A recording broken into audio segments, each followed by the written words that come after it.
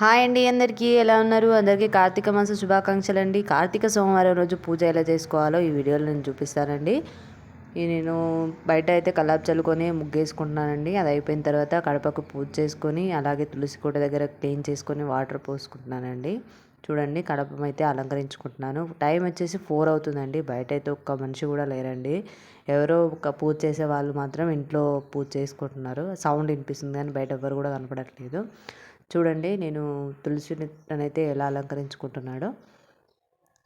పసుపు రాసుకొని బొట్లు పెట్టుకొని పూలు పెట్టుకుంటున్నానండి. అవన్నీ పెట్టేసి అలంకరణ చేసుకుంటాను. ఈ లోపల మా వారు ఇంట్లో వచ్చేసి ఫోటోలకి శుభ్రం చేసేసి బొట్లు పెట్టేసి పూలు అలంకరించేసి అలంకరణ చేస్తున్నారు. దాంతో ప్రమిదలు కడిగేసి పెట్టమని చెప్పాను. నేను వెళ్ళేసి ప్రమిదలకు బొట్లు పెట్టాలన్నమాట. చూడండి, తులసి కొట్టకైతే బొట్లు అయితే పెట్టేసుకుంటున్నాను. ఈ కార్తీక మాసంలో మీరైతే ఉపవాసం ఉండి పూజ చేసుకునే వాళ్ళైతే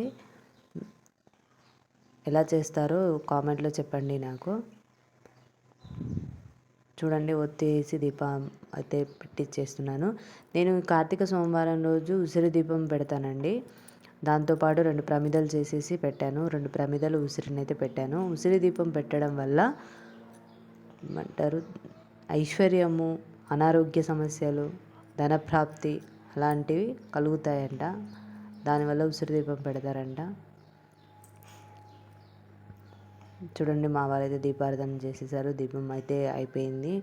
నేనైతే తులసి కోట దగ్గర దీపారాధన చేసుకుంటున్నానండి. ఈ మధ్య కాలంలో నేను విన్నది ఏంటంటే, దీపారాధన చేసిన తర్వాత దీపాన్ని అలా వదిలేయకూడదు, దాని దగ్గర అక్షింతలు పూలు వేసి పెట్టాలి అని చెప్పేసి అన్నారు. అలానే నేను కూడా అక్షింతలు పూలు పెట్టేసి హారతి ఇచ్చేసానండి. ఇంకా ప్రసాదంగా అరటి పండు అయితే పెట్టేసుకున్నాను. ఇంకా ప్రదక్షిణ చేసుకుంటున్నాను. ప్రదక్షిణ చేసుకొని కొద్దిసేపు కూర్చొని లింగాష్టకం వింటాను అనమాట. అది వినేసిన తర్వాత లేస్తాను. ఇక లింగాష్టకం వినేసి పూజ అయిపోయింది. ఫోటో దిగేస్తున్నానండి. అంతే.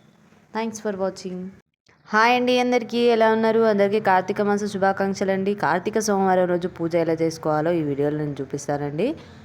నేను బయట అయితే కల్లాపు చల్లుకొని ముగ్గేసుకుంటున్నానండి. అది అయిపోయిన తర్వాత కడపకు పూజ చేసుకొని, అలాగే తులసి కోట దగ్గర క్లీన్ చేసుకొని వాటర్ పోసుకుంటున్నానండి. చూడండి, కడపం అయితే అలంకరించుకుంటున్నాను. టైం వచ్చేసి 4 అవుతుందండి. బయట అయితే ఒక్క మనిషి కూడా లేరండి. ఎవరో ఒక పూజ చేసే వాళ్ళు మాత్రం ఇంట్లో పూజ చేసుకుంటున్నారు. సౌండ్ వినిపిస్తుంది కానీ బయట ఎవరు కూడా కనపడట్లేదు. చూడండి, నేను తులసినైతే ఎలా అలంకరించుకుంటున్నాడో. పసుపు రాసుకొని బొట్లు పెట్టుకొని పూలు పెట్టుకుంటున్నానండి. అవన్నీ పెట్టేసి అలంకరణ చేసుకుంటాను. ఈ లోపల మా వారు ఇంట్లో వచ్చేసి ఫోటోలకి శుభ్రం చేసేసి బొట్లు పెట్టేసి పూలు అలంకరించేసి అలంకరణ చేస్తున్నారు. దాంతో ప్రమిదలు కడిగేసి పెట్టమని చెప్పాను. నేను వెళ్ళేసి ప్రమిదలకు బొట్లు పెట్టాలన్నమాట. చూడండి, తులసి కొట్టకైతే బొట్లు అయితే పెట్టేసుకుంటున్నాను. ఈ కార్తీక మాసంలో మీరైతే ఉపవాసం ఉండి పూజ చేసుకునే వాళ్ళైతే ఎలా చేస్తారో కామెంట్లో చెప్పండి నాకు. చూడండి, ఒత్తి వేసి దీపం అయితే పెట్టించేస్తున్నాను. నేను కార్తీక సోమవారం రోజు ఉసిరి దీపం పెడతానండి. దాంతోపాటు 2 ప్రమిదలు చేసేసి పెట్టాను. 2 ప్రమిదలు ఉసిరినైతే పెట్టాను. ఉసిరి దీపం పెట్టడం వల్ల ఏమంటారు, ఐశ్వర్యము, అనారోగ్య సమస్యలు, ధనప్రాప్తి అలాంటివి కలుగుతాయంట. దానివల్ల ఉసిరి దీపం పెడతారంట. చూడండి, మా వాళ్ళైతే దీపారాధన చేసేసారు. దీపం అయితే అయిపోయింది. నేనైతే తులసి కోట దగ్గర దీపారాధన చేసుకుంటున్నానండి. ఈ మధ్య కాలంలో నేను విన్నది ఏంటంటే, దీపారాధన చేసిన తర్వాత దీపాన్ని అలా వదిలేయకూడదు, దాని దగ్గర అక్షింతలు పూలు వేసి పెట్టాలి అని చెప్పేసి అన్నారు. అలానే నేను కూడా అక్షింతలు పూలు పెట్టేసి హారతి ఇచ్చేసానండి. ఇంకా ప్రసాదంగా అరటి పండు అయితే పెట్టేసుకున్నాను. ఇంకా ప్రదక్షిణ చేసుకుంటున్నాను. ప్రదక్షిణ చేసుకొని కొద్దిసేపు కూర్చొని లింగాష్టకం వింటాను అనమాట. అది వినేసిన తర్వాత లేస్తాను. ఇక లింగాష్టకం వినేసి పూజ అయిపోయింది. ఫోటో దిగేస్తున్నానండి. అంతే. Thanks for watching.